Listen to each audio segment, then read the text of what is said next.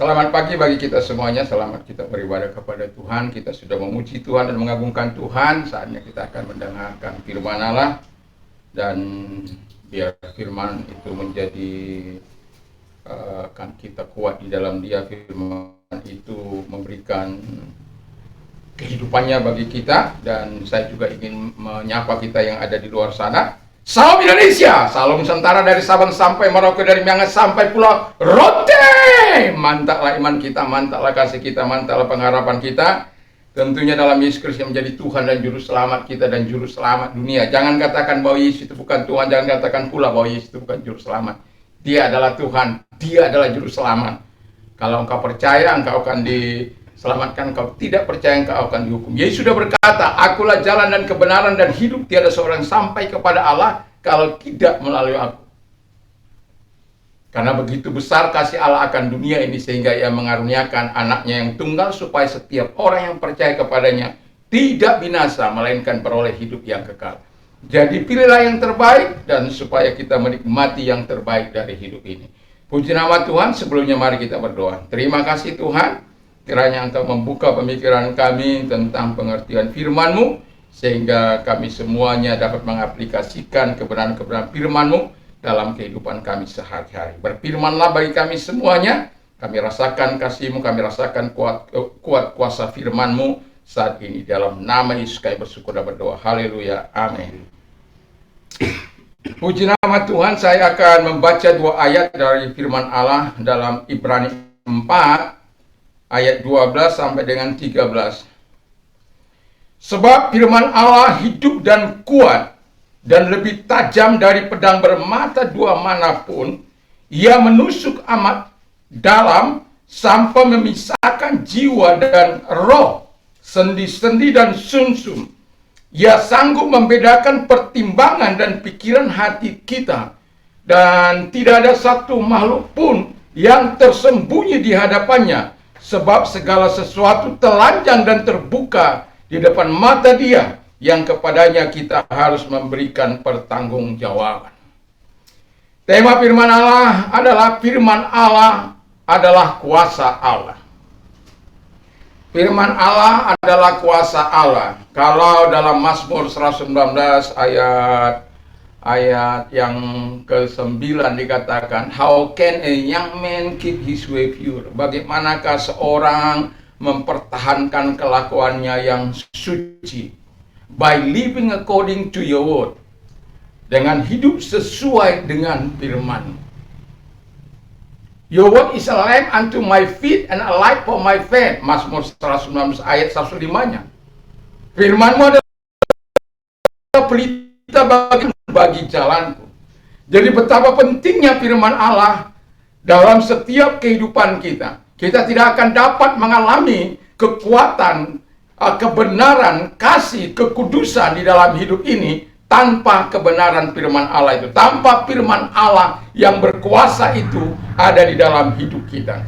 Itu sebabnya, karena firman Allah adalah kuasa Allah, maka yang pertama, kuasa firman Allah hidup dan kuat. Jadi sebagaimana sebab firman Allah hidup dan kuat, lebih tajam dari pedang bermata dua manapun. Ia menusuk amat dalam.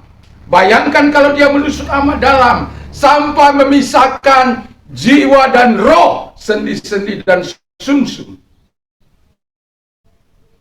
Dan sanggup membedakan pertimbangan dan maksud hati kita. Jadi kita tidak bisa bersandiwara di hadapan firman, di hadapan Yesus, di hadapan Allah, di hadapan Roh Kudus. Jadi firman itu bukan hanya menembus orang lain, karena firman itu juga menembus diri sendiri, seperti pengkhotbah. Makanya dikatakan firman Allah itu tajam bagaikan pedang bermata dua, menghantam ke depan dan menghantam ke belakang. Tidak ada yang hebat di hadapan firman Allah.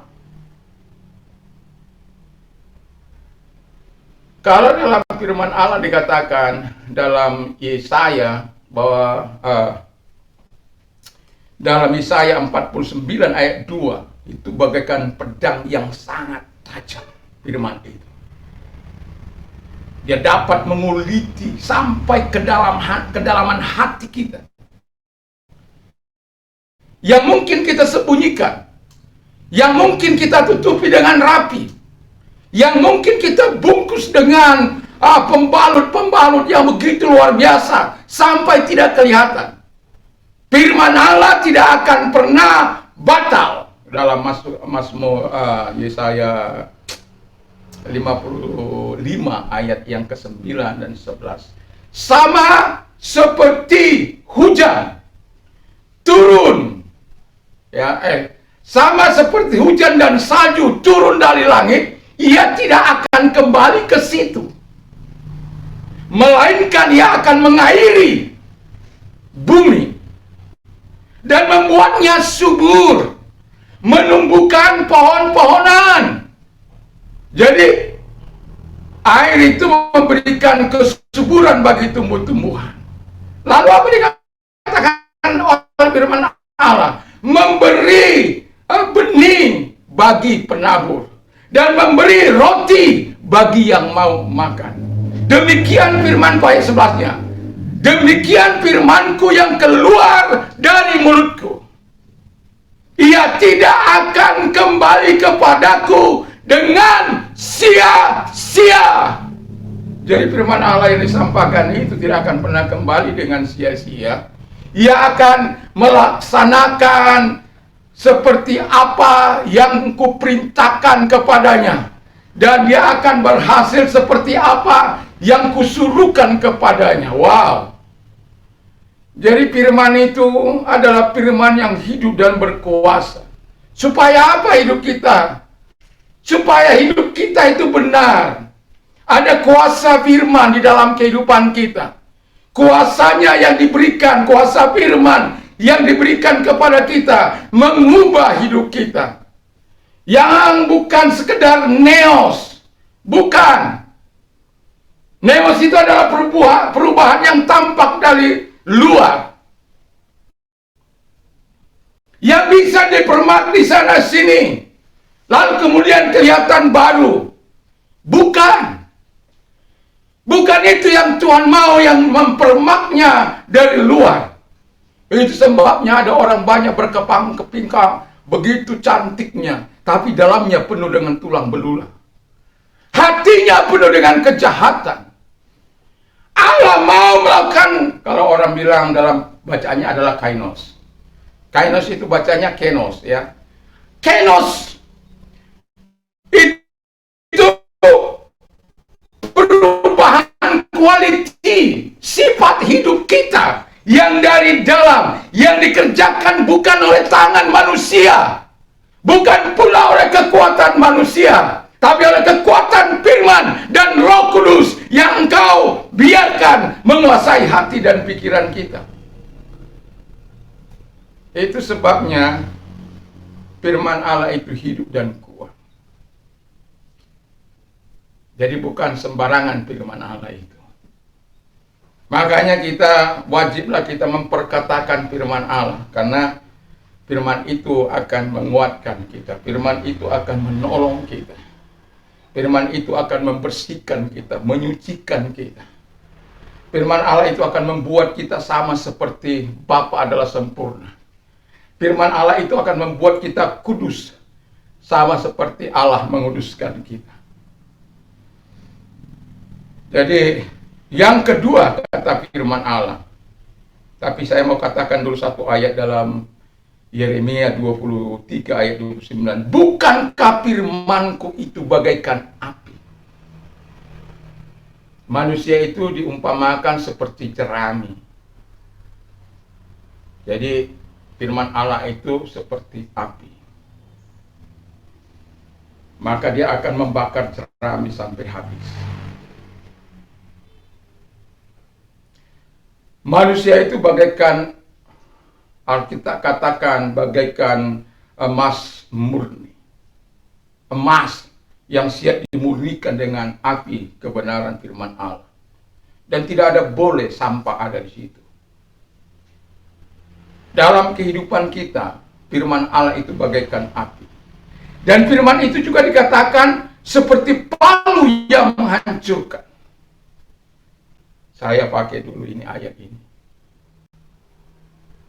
Ketika keluarga, ya, boleh dikatakan tidak setuju dengan istri saya ini, saya bawa dia ke mana itu? Saya tidak pernah akan lupakan itu, ke Batu Bolong. Di Batu Bolong itu ada batu besar, tapi sekarang sudah nggak ada. Dan saya bilang sama dia, kamu lihat batu itu. Kenapa batu itu jadi bolong-bolong? Karena diterpah oleh air terus menerus. Saya bilang pada waktu itu, dan tidak akan pernah saya lupakan. Hati orang tua kita bukan terbuat dari batu. Kalaupun terbuat dari batu, palu ilahi akan menghancurkannya. Udah, berdoa dan berpuasa saja.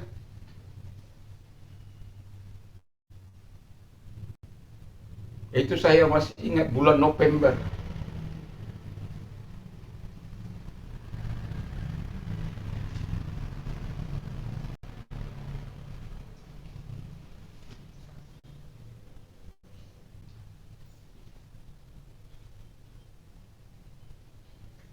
Bulan 5 semua berubah.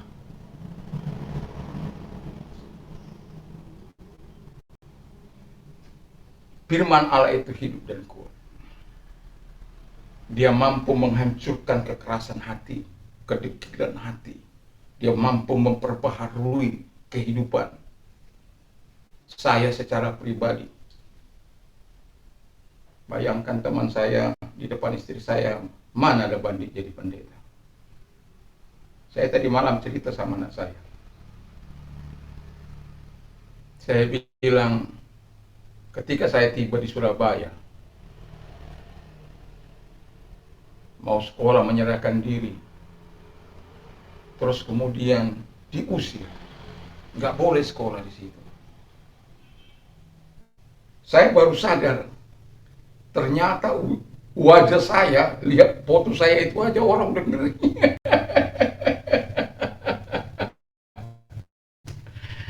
Udah ngeri.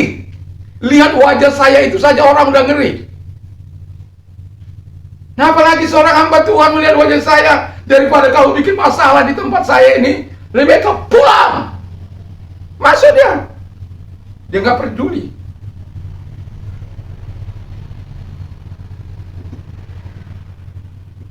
Bayangkan, saya nggak tahu lagi mau kemana, karena ongkos datang ke situ pun pas-pasan. Lalu saya nangis di situ. Ada seorang ibu yang bernama Ibu Deborah. Kenapa kamu? Saya cerita, oh kamu di sini aja dulu, nggak usah pulang, sini kamu. Masuk dia ke dalam ke kantor. Loh, om, itu orang kan sudah mau menyerahkan diri sama Tuhan, kenapa dilarang? Saya, om, itu cerita soal apa? Itu nggak baik, orangnya jahat. Sama saya juga dia bilang begitu. Ya tapi kan dia sudah datang, ya berikan aja kesempatan, berapa lama kan? Nah akhirnya saya dikatakan, oke, diberikan kesempatan untuk saya. Akhirnya saya bisa masuk. Itu karena beliau. Tetapi saya tidak membuang kesempatan itu. Saya juga tidak mengabaikan kesempatan itu. Dari tadinya yang ditolak oleh beliau, dan saya bukan apa, tapi saya bisa menjadi anak emas, begitulah. Kalau di sekitar angkatan saya, orang lain belum bisa sampai pergi keluar, saya sudah keluar melayani.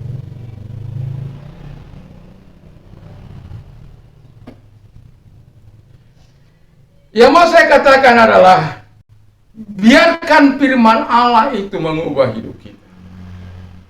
Yang kedua kata firman Allah, kuasa firman Allah menciptakan iman. Roma 10 ayat 17.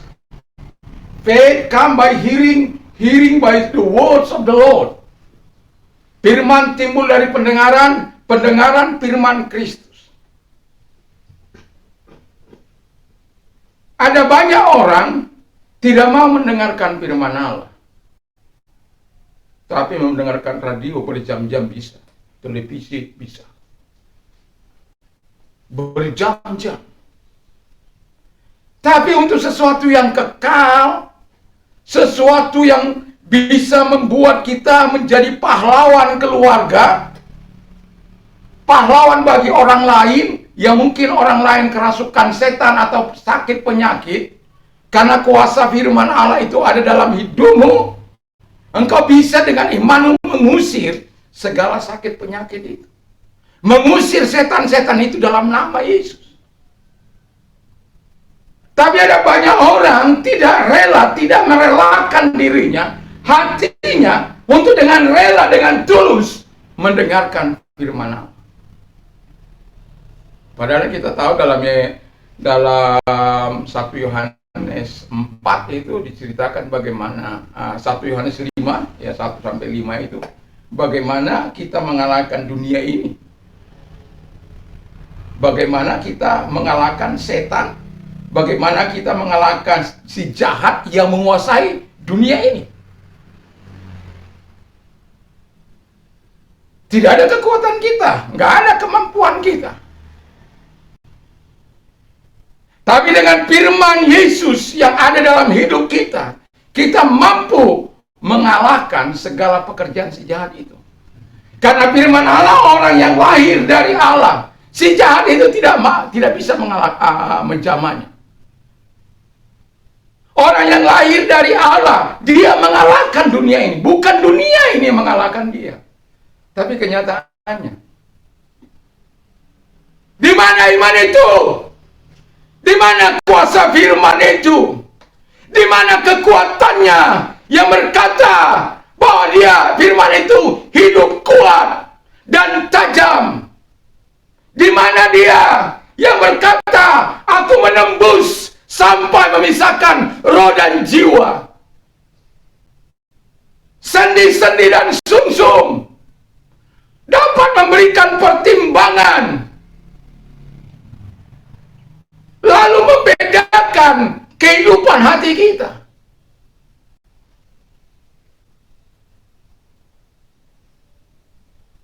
Di mana dia? Di mana kuasa kebangkitan Tuhan itu? Apakah sudah mati? Apakah dia tidak berdaya lagi? Atau kita yang kurang menyerahkan diri kepada Tuhan? Jawabannya ada pada kita masing-masing.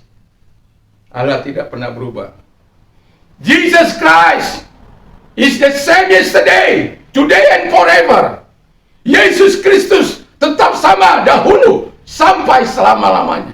I can do all things through Christ who strengthened me. Segala perkara dapat kutanggung di dalam Dia yang memberikan kekuatan kepadaku. Filipi 4 ayat 13.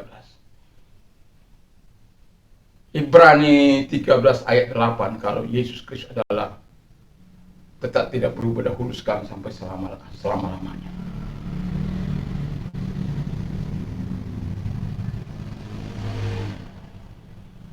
Di mana dia? Di mana iman itu?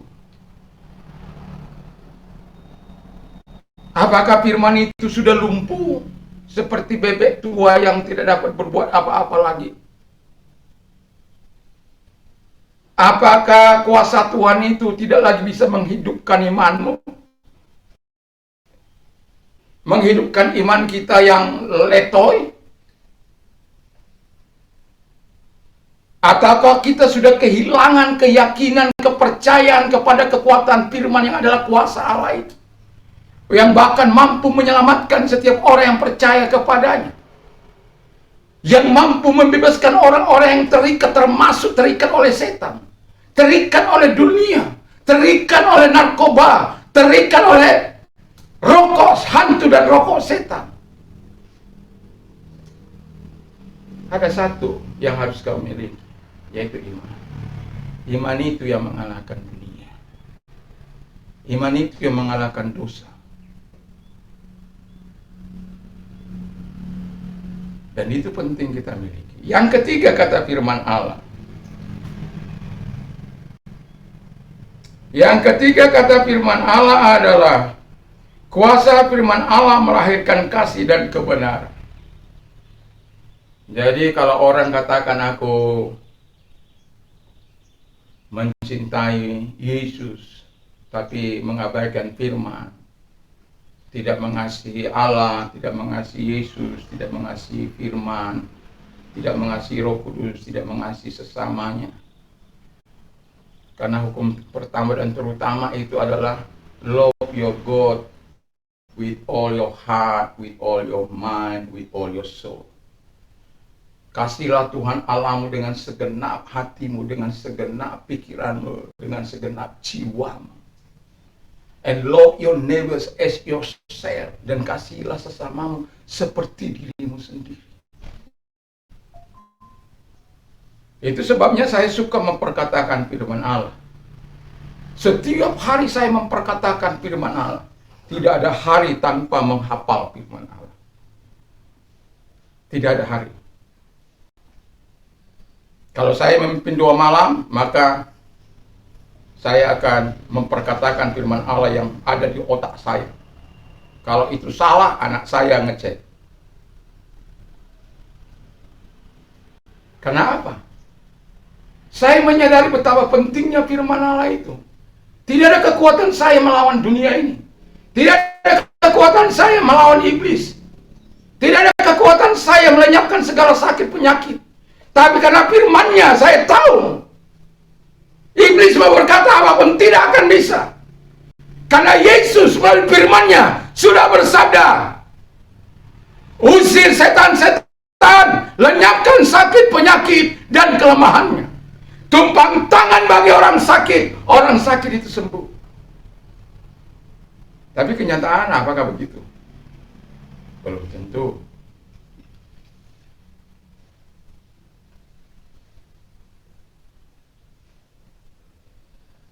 Saya mau berkata begini.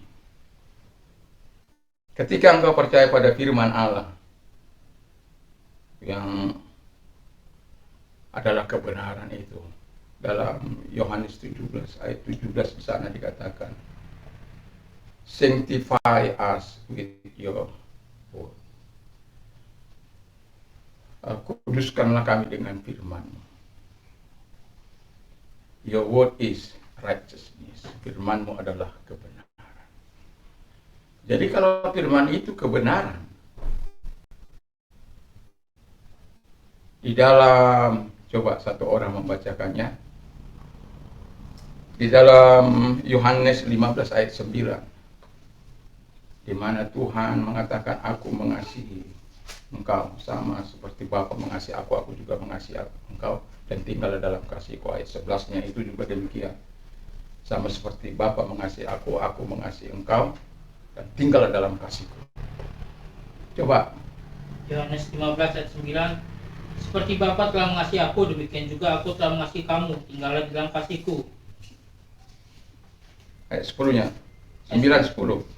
Ayat 10, jikalau kamu menuruti perintahku, kamu akan tinggal di dalam kasihku, seperti aku menuruti perintah Bapakku dan tinggal di dalam kasihnya. Nah, jadi orang yang mengasihi Tuhan itu tidak lepas dari menuruti perintah Allah. Kasih, buah-buah Roh Kudus, buah-buah Roh itu. Ketika saya mempersiapkan khotbah ini, sebenarnya saya sudah dapat di malam hari. Tapi saya seharian kemarin itu 2 malam. Setelah 2 malam, saya ada berapa hari agak tidak enak, tidak nyaman. Jadi saya tidur dari jam 4 lah itu mungkin ya. Jam 4 pagi sampai jam 11 siang. Nah, ketika saya tidur, saya sudah dapat deep sleep-nya di situ. Udah dapat deep sleep-nya di situ, dapat tidur dan nyenyak di situ. Lalu kemudian dapat tidur panjangnya di situ. Bayangkan dari jam 3 sampai jam 11, itu ada 8 jam. Kira-kira seperti itu. Nah, karena badan saya sudah enak, ya apa? Saya lalu nyuci. Setelah saya cuci, saya apa? Biarkan dulu supaya jangan apa?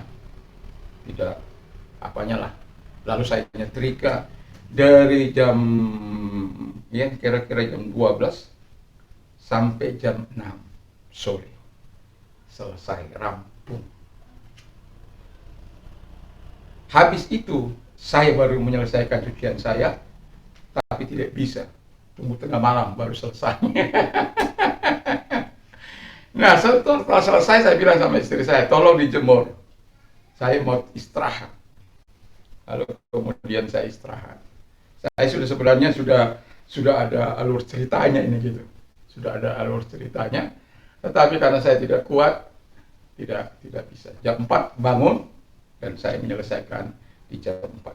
Sebelum jam 4 saya sambil menyembah Tuhan. Di jam 5 saya bangunkan istri saya supaya mana tahu ada Zoom. Tetapi nyatanya teman saya lagi ada pergi keluar kota. Nah waktu itu baru saya selesaikan khotbah saya. Yang mau saya bilang adalah fisik kita ini boleh lemah, nggak bisa kita hindari. Tapi mari kita berkata seperti Paulus berkata, manusia batiniaku. Manusia batiniaku boleh merosot dari sehari ke sehari. Tapi manusia batiniaku harus diperbaharui dari sehari ke sehari.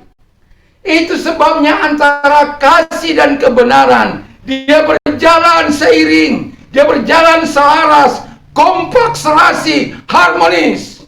Di mana ada kebenaran, di situ ada kasih. Di mana ada kasih, seharusnya kebenaran ada di situ. Karena kebenaran yang kita miliki akan memperkuat iman kita. Kasih yang kita miliki akan menambahkan pengurapan Allah yang maha tinggi itu di dalam setiap kehidupan kita.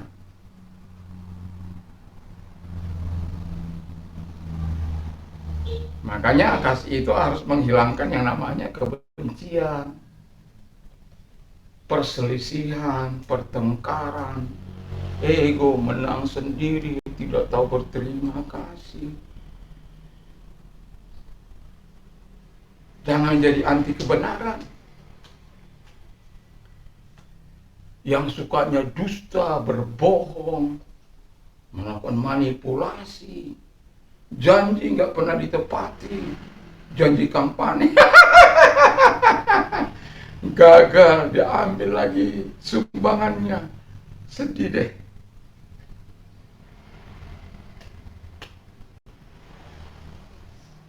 Sedih.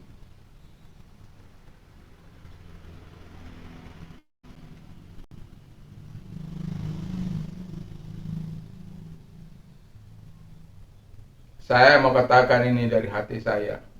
Kalau ada pemimpin yang tidak mempermasalahkan pornografi, yang menyukai hal-hal yang seperti itu, nggak usah jadi pemimpin.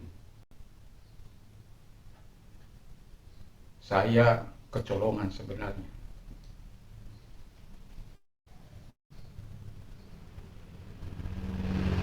Saya tidak pernah bisa berpihak kepada orang yang menyukai pornografi. Apa salahnya saya menonton? Apa salahnya? Saya kan sudah dewasa. Apalagi kalau sampai pemimpin rohani yang seperti itu. Transfernya itu bagaimana? Spirit sampai kepada spirit.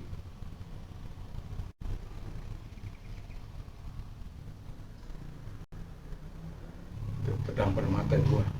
Firman dia penuh berkuasa dan penuh kuasa untuk mengubah, tapi dia juga bisa menghancurkan kehidupan seseorang yang tidak mau taat kepada dia. dia juga bisa memperondakan situasi orang yang tidak sejalan dengan kebenaran.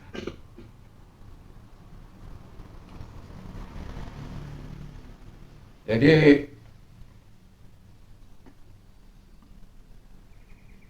ayat terakhir, pasal terakhir.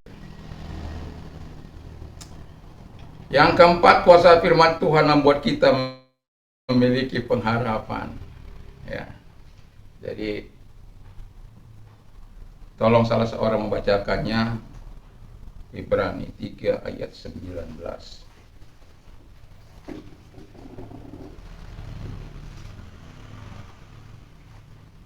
Ibrani 3 ayat 19.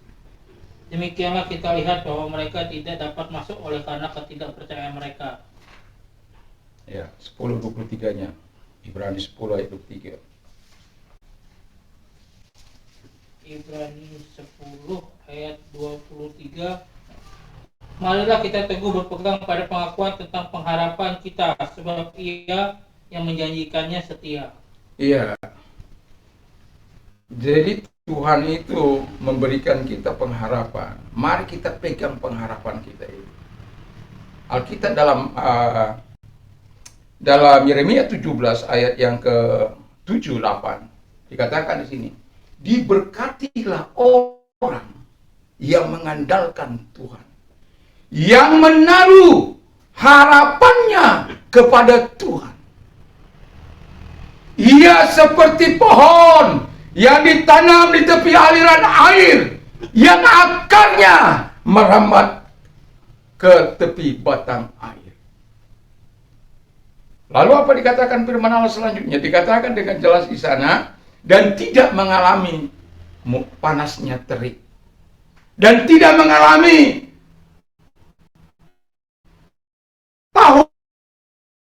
tahun kering, yang daunnya tetap hijau, yang tetap menghasilkan buah.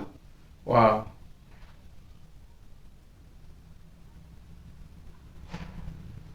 Pegang pengharapan kita dalam Yesus, dalam Roma 5 ayat 5. Pengharapan kita dalam Yesus itu bukanlah pengharapan yang mengecewakan, tidak. Pengharapan kita itu tidak pernah mengecewakan. Walaupun Yesus diledek-ledek di sana. Walaupun dia diolok-olok di sana, dia kawin lah. Dia punya istri lah, oleh karena nama si pembohong itu, ilmu gatuk-gatuknya.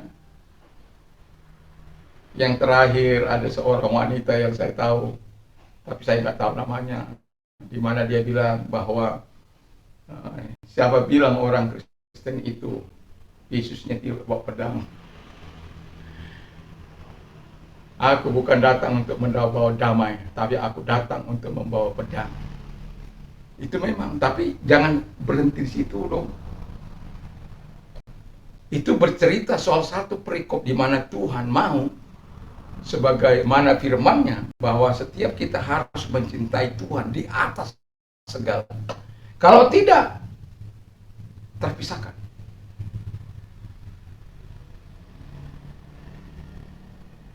Bahasa lama bilang, Islam itu dikembangkan dengan pedang. Tapi Kristen tidak pernah dikembangkan dengan pedang. Walaupun ada orang di zaman dulu itu berperang, yang disebut perang salib. Tapi tidak ada perintah Yesus untuk berperang.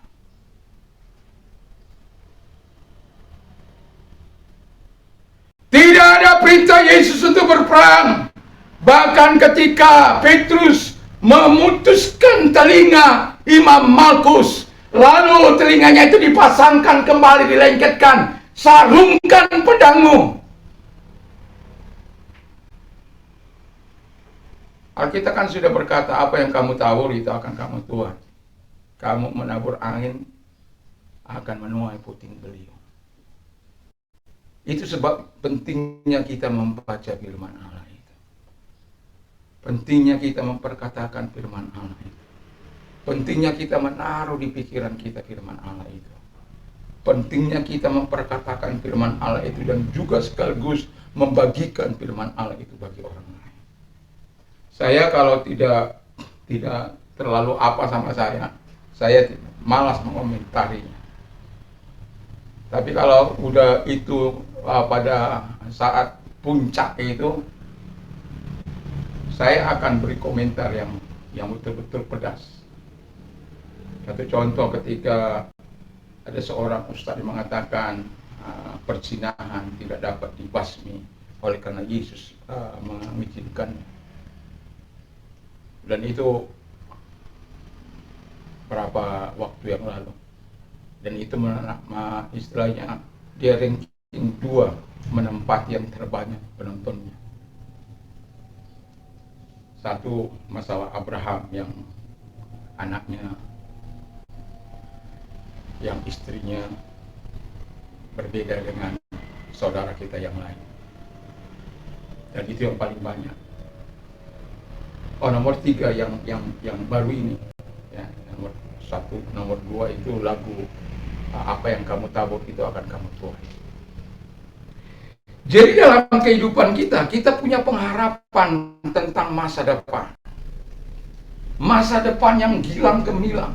Seandainya kita tahu rancangan apa yang dilakukan oleh Tuhan dalam hidup kita, saya yakin dan percaya kita tidak akan bermain-main dengan Tuhan. Atau kita tahu rancangan Tuhan itu, kalau saya kemarin dalam doa malam saya bilang begini, kadangkala ada orang ya dalam Mazmur 66 di sana dikatakan begini, kalau Tuhan lakukan itu begini Tuhan, ya harapanku begini, kau lakukan harapanku ini, maka aku akan lakukan apa yang kau perintahkan, aku akan taat. Dan pemazmur, setelah dia menikmati pertolongan Tuhan, dia lakukan apa yang menjadi harapannya diberikan oleh Tuhan, dan dia setia melakukan apa yang dinasarkannya kepada Tuhan. Tapi ada orang bernasar kepada Tuhan, setelah nasarnya dipenuhi oleh Tuhan, harapannya dipenuhi oleh Tuhan, dia mengingkari Tuhan. Justru bukan semakin baik kepada Tuhan, tapi semakin jahat kepada Tuhan. Satu contoh, ketika seseorang divonis kanker, tidak ada harapan lagi, stadium 4. Lalu dia datang kepada seorang hamba Tuhan. Lalu kemudian Tuhan menyembuhkan dia. Hamba Tuhan ini sudah bilang dengan jelas, jangan berbuat dosa lagi. Karena dia sudah nasar sama Tuhan, akan taat, akan setia, akan apalah, semualah dia sudah baik. 1 bulan, 2 bulan mungkin, ya bisa berjalan beberapa bulan. Tapi kemudian rupanya nikmatnya dosa, godaan yang ada, membuat dia kembali kepada jalan dosa. Apa yang dikatakan oleh firman Allah, apa yang dikatakan oleh hamba ini, supaya jangan terjadi yang lebih parah dalam hidup. Dan kemudian orang ini kena lagi, bahkan jauh lebih parah. Akhirnya dia buat di sebuah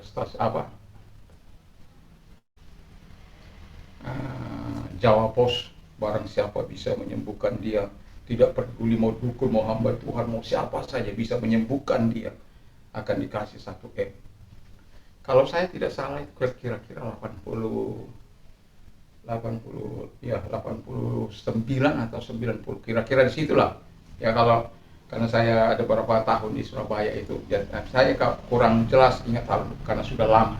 Saya hanya ingat kembali setelah tadi malam dan sekarang ini. Bagaimana dia kemudian seharusnya kan tinggal begini, Tuhan aku udah salah, aku minta ampun sama Tuhan, kali ini saja Tuhan. Sama seperti siapa kan, si Simpson, dia dicungkil matanya, Karena bermain-main dengan Delilah. Bermain-main dengan wanita setan. Ya. Satu kali ini aja Tuhan. Udah, terserahlah. Tapi satu kali ini tolong saya berikan kekuatan saya itu. Pulihkan kekuatan saya itu. Makanya kita mengatakan yang dibunuh oleh Simpson jauh lebih banyak waktu masa matinya.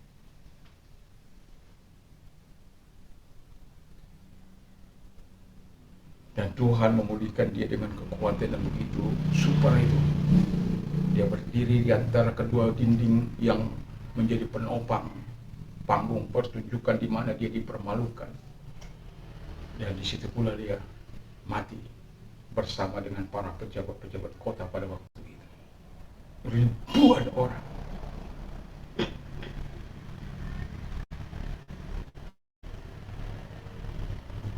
Jadi kuasa firman Allah itu memberikan pengharapan. Ketika keharapan kita itu dikabulkan, ya kita harus melakukan yang terbaik. Jangan dong seperti minggu yang lalu saya ingat ya, saya lupa menyebut apa, tidak ingat ayat ini, yaitu tentang si Hizkia yang tidak tahu berterima kasih, ya, yang tidak tahu berterima kasih kepada Tuhan setelah ya harapannya dijawab oleh Tuhan, dia tidak jadi mati, bahkan diperpanjang 15 tahun. Dalam 2 Tawarik 32 ayat 24 sampai seterusnya, temanya adalah kesombongan, kesuksesan, dan kematian Hizkia. Itu ayat-ayat terakhir soalnya. Tuhan memberikan yang terbaik bagi dia. Tapi apa balasannya? Bukan kebaikan yang terimanya, bukan terima kasih Tuhan, tapi kesombongan dia mulai tebarkan kemana-mana. Siapa dulu gua raja, Tuhan aja tunduk sama gua. Gua ini bisa menundukkan Allah, tunduk kepada saya, walaupun dia sudah katakan mati. Tapi gua bisa melunakkan hatinya. Dan apa yang terjadi? Tuhan sangat murka. Mau dihanguskan itu. Bukan hanya dia, termasuk kerajaannya, termasuk rakyatnya. Tapi sadar siapa ini sudah melakukan itu. Dia sudah merasakan bagaimana Tuhan kalau dia murka, lalu dia bertobat. Anehnya Tuhan itu, dia berbalik dengan segera. Dia bilang begini, nah, aku tidak akan menghukum engkau di masamu, tapi di masa generasimu. Dengan enjoy dia menikmati, berkata, gak apa-apa Tuhan, ini orang tua tidak bertanggung jawab. Seharusnya dia berkata, di masa aku yang berbuat, bukan anakku, bukan generasiku, aku yang berbuat. Biarkan aku menanggung. Ada 15 tahun lagi kan, yang kau perpanjang. Walaupun mungkin itu sulit bagiku, tapi itu kuatkan aku dalam menghadapinya. Enggak. Itu sebabnya kita melihat generasinya Manasye, jahatnya enggak ketulungan. Semua hal yang tidak menyenangkan hati Allah, dia lakukan di bait Allah. Orang-orang benar dibunuhnya. Sampai pada akhirnya murka Tuhan datang kepada dia, dia dibuang, ditarik ke Kasdim sana, ke Babilonia. Tapi di Babilonia dia minta ampun sama Tuhan, dia nangis seperti bapaknya itu. Tuhan lunak hatinya. Tuhan lunak hatinya. Dan dia dipulihkan kembali. Dikembalikan lagi ke kerajaan. Wah. Tapi mau saya bilang begini. Kalau Tuhan memberikan kesempatan kedua bagi kita, bagaimana kalau Tuhan tidak memberikan kesempatan kedua bagi kita? Makanya kuasa firman Tuhan itu membuat kita memiliki pengharapan. Makanya dikatakan pengharapan itu harus dipegang erat-erat. Supaya jangan sampai kita tidak sampai di perhentian itu. Tidak sampai di surga itu. Kalau nanti surga kan nggak sekarang digenapi. Ya, itu kesempurnaan terakhir yang akan kita hadapi, ya, di dalam hidup ini. Tapi saya mau katakan kepada kita, biarkan kita senantiasa menaruh sesuatu yang baik kepada Tuhan, dan biarkan firman Allah yang penuh kuasa itu ada terus dalam kehidupan kita. Jangan kita lupa memperkatakan firman Allah itu. Kalau saya masa kecil, anak-anak saya, kalau anak saya tidak hafal dia, saya suruh jalan dia. Kalau sudah berulang-ulang begitu.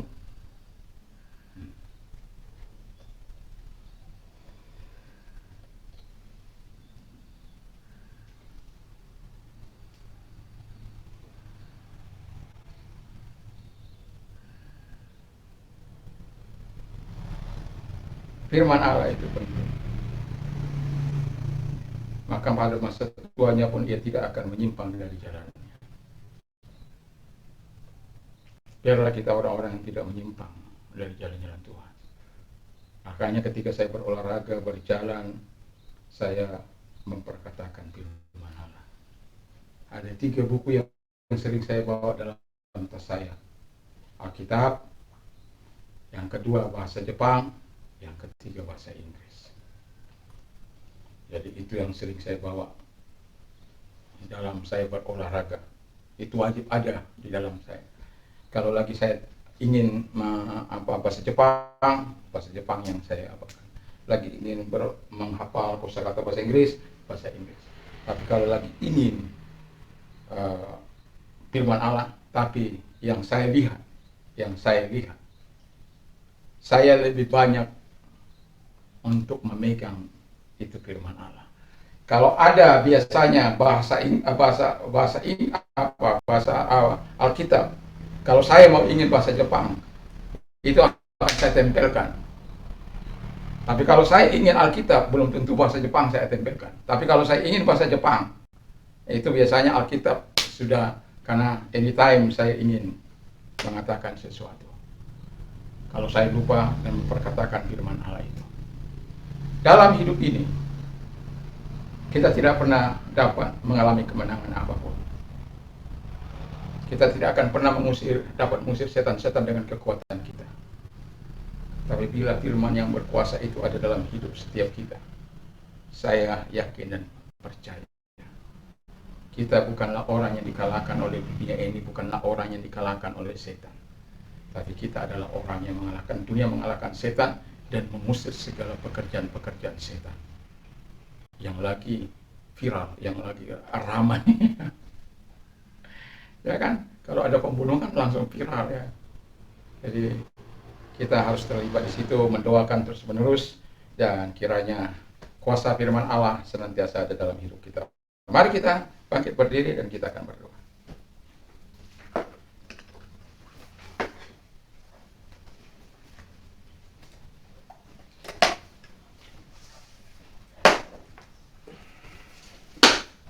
Kami sadar Tuhan Bapa di surga, kuasa firman itu, firman-Mu adalah kuasa-Mu sendiri. Dan itulah sebabnya biarkan kami aktif dalam memperkatakan firman Allah. Biarkan kami aktif dalam mengingat akan kebenaran-kebenaran firman. Dan firman-Mu sudah berkata bahwa firman-Mu jauh lebih tajam dari pedang bermata 2 manapun. Ya, bukan hanya berbicara kepada pengkhotbah, kepada pendengarnya, tapi Engkau juga bicara kepada sang pengkhotbah.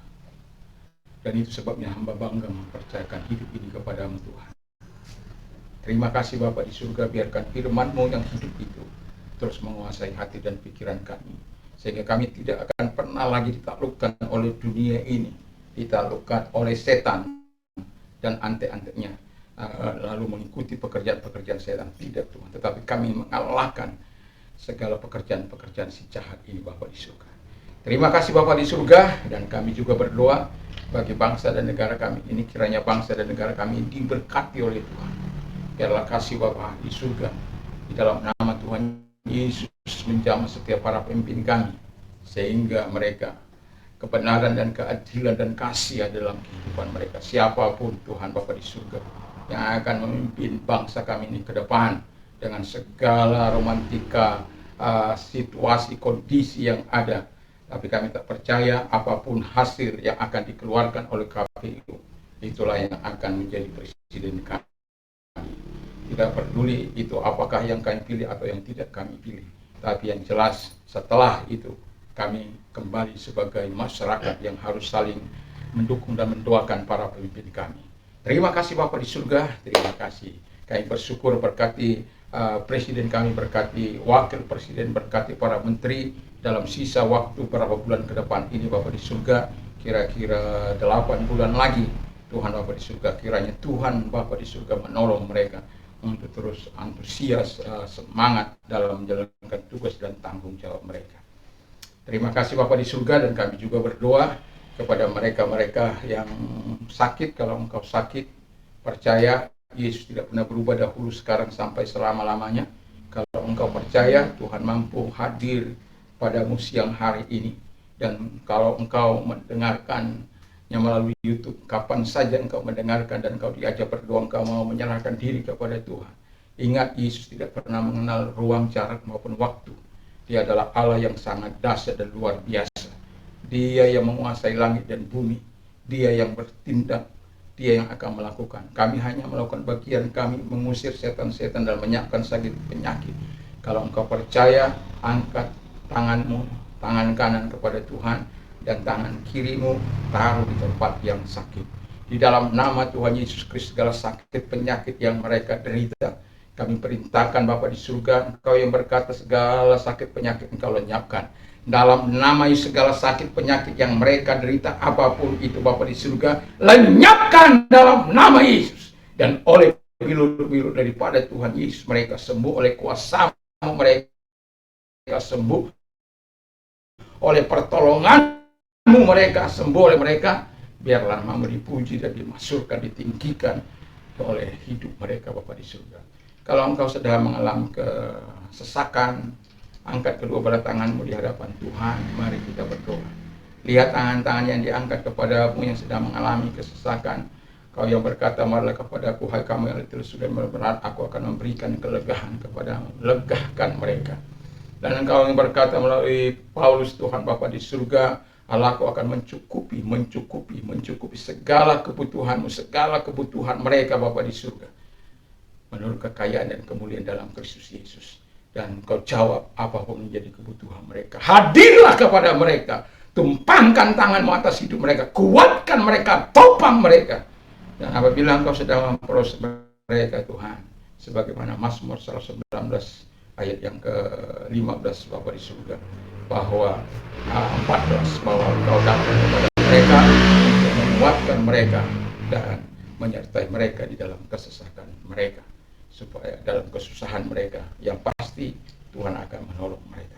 Terima kasih Bapa di surga, terima kasih. Dan bagi engkau yang mau menerima Yesus sebagai Tuhan dan Juru Selamat, dimanapun engkau berada, kalau engkau mau menerima Yesus, dan bagi anda yang selalu ada mendengarkan khotbah-khotbah saya tetapi anda belum percaya kepada Yesus, saya menantang anda untuk mengambil sikap menerima Yesus sebagai Tuhan dan Juru Selamat. Dan kalau engkau mau ikuti doa saya, mari kita berdoa. Tuhan Yesus, saya sadar saya orang berdosa. Saya butuh Tuhan, saya butuh pengampunan. Saya mengakui segala dosa dan kejahatan yang pernah aku lakukan di masa kebodohanku. Ampunilah dengan kuasa darah-Mu yang suci itu, menyucikan kami. Dan terima kasih buat pengampunan-Mu, dan terima kasih buat kehidupan yang kekal yang Kau berikan setelah aku menerima Engkau sebagai Tuhan dan Juru Selamat dalam hidupku. Terima kasih Bapa di surga. Tuhan memberkati. Dalam nama Yesus kami berdoa. Dan kalau engkau yang sedang mengalami pergumulan apapun dalam hidupmu, serahkan semua ke dalam tangan Tuhan. Orang-orang muda apapun yang kau butuhkan, apapun yang kau sedang cari dalam dunia ini, bergantunglah sepenuhnya kepada Tuhan. Allah tidak pernah abai terhadap janjinya. Dan kalau engkau membutuhkan doa, mari angkat kedua belah tanganmu dan lihat tangan-tangan orang-orang muda yang datang kepadamu Tuhan. Kami berdoa bagi mereka. Kiranya apa yang menjadi pergumulan mereka, apa yang menjadi masalah mereka, Kau datang kepada mereka, menolong mereka satu demi satu di dalam nama Tuhan Yesus Kristus. Dan kami juga berdoa supaya Tuhan menjadi sahabat bagi mereka, menjadi penolong dalam hidup mereka. Dan terpujilah Engkau. Kami juga bersyukur buat pesta demokrasi yang sudah berakhir, walaupun ada sedikit hal-hal yang tidak baik, tapi dapat semua diatasi dengan baik. Dan biarkan itu terus berlangsung. Negeri kami ini tetap dalam kontrol dan kendali pihak keamanan, dan bangsa kami tetap bisa membangun dan melaksanakan sebagaimana yang diharapkan oleh bangsa ini Bapa di surga. Terima kasih Bapa di surga. Kami sungguh bersyukur, kami berterima kasih, dan kami yakin dan kami percaya kepada-Mu Tuhan. Bangsa ini diberkatilah ekonomi mereka, usaha mereka, pekerjaan mereka, dan Engkau memberkati para nelayan, para petani, para peternak, dan Engkau memberkati para supir dan para pedagang dan semuanya Bapa di surga. Apapun profesi anak bangsa ini Bapa di surga, Engkau memberkati mereka, baik pilot, baik Tuhan Bapa di surga, nahkoda, kami serahkan semuanya mereka dalam tangan Tuhan. Tuhan memberkati, baik di pemerintahan maupun swasta. Tuhan memberkati, Tuhan tolong. Terima kasih Bapa di surga, sehingga lapangan pekerjaan bisa tersedia sebanyak-banyaknya bagi generasi ini Bapa di surga. Kami sungguh bersyukur, kami berterima kasih, dan berkat Allah turun atas Indonesia dari Sabang sampai Merauke, dari Miangas sampai Pulau Rote. Sekarang pulanglah dengan membawa berkat daripada Tuhan Yesus Kristus. Kiranya damai sejahtera daripada Bapa di surga menyertai kita, kecintaan Yesus Kristus selalu ada dalam kehidupan kita, kekuatan daripada Roh Kudus ada senantiasa menguatkan perjalanan iman kita, rohani kita, hidup kita, mulai saat ini sampai selama-lamanya. Kiranya kekuatan Tuhan terus menyertai, kekuatan firman, kekuatan roh terus menyertai setiap kami orang-orang yang percaya kepada-Mu. Di dalam nama Yesus kami bersyukur dan berdoa. Haleluya. Amin.